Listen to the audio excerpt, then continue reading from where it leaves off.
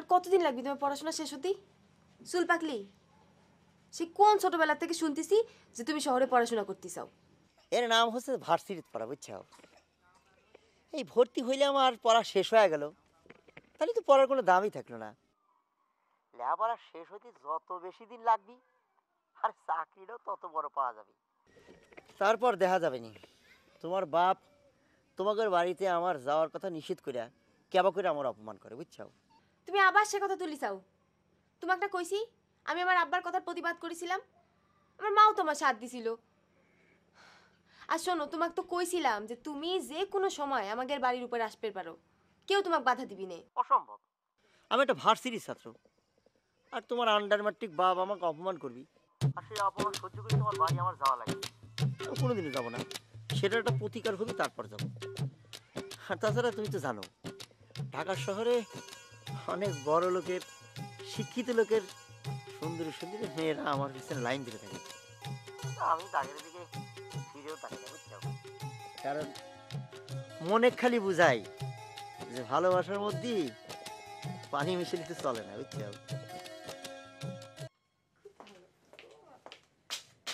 কি একটা জিনিস পাইছে রে, সারা দিন কানের মধ্যে ধরে রাখে। বাপ বেটির এরকম বড় লোকি চাল দেখলে আমার গায়ে আগুন জ্বলে ওঠে। উফ, তোমার জন্য একটু শান্তি মতো মানুষের সাথে কথাও করতে পারবো না, তাই না? শিখছু তো একটা কামি, হঠাৎ বাবুর বেটি তুইও হঠাৎ নায়িকা হয়ে গেছু।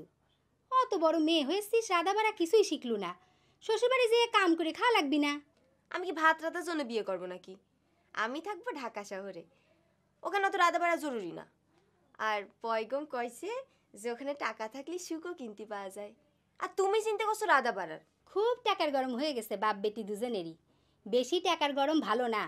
একজন তো ঘুমের মধ্যে স্বপ্ন দেখে চমকে ওঠা শুরু করেছে। আমা তুই তো যাও তো, তোমার জামাই ফোন।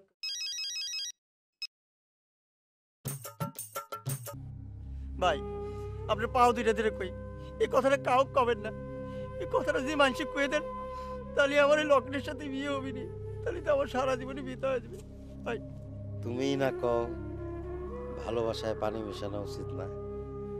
এখন বুঝতেছো তুমি তোমার ভালোবাসায় কতটা পানি মিশাইছো।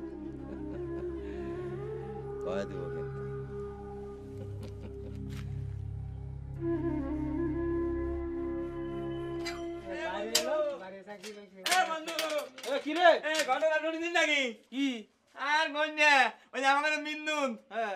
এতদিন ফোন নিয়ে করতে ভাত নিতে পারে, এত আসল ঘটনা ভাত হয়ে গেছে কি?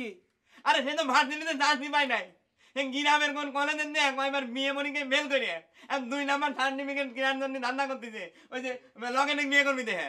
তুমি এসব কথা কোন দিন পাইলে? কথা খালি সব আজারি কথা, তুমি আগের থেকে জানো তাই না? আমার কথা মিনছেন হচ্ছে না, তাই না? তাহলে মানে দাও গ্রামে পাগল আইছে, সে পাগলের কাছে জিজ্ঞেস করোগে। বিন্দু নিজে মুখে পাগলের কাছে জিজ্ঞাসা করেছে। আমিও তো কই বিন্দু 2 নাম্বার না হলি মানে আমি যখন মিঞ্জেন চাইলাম ভেজালেন, তখন তো সে মিঞ্জেন করলো না, ভেজালের পক্ষ নিল কে? এ তো সাংঘাতিক একটা ভেজাল হইল রে। কটা কোন তিন কোন পাগল আইসে মানসি সব গুমরের কথা কয়ে দিচ্ছে। আমার নিজেরও তো ভয় করতেছে রে। ভয় তো তোমার করারই কথা, কারণ তুমি নিজেও তো ভেজালের পক্ষে। মানুষকে তুমি ভেজাল জিনিস খাওয়ার যাও না, এইবার তুমি টের পাবে, বুঝছো?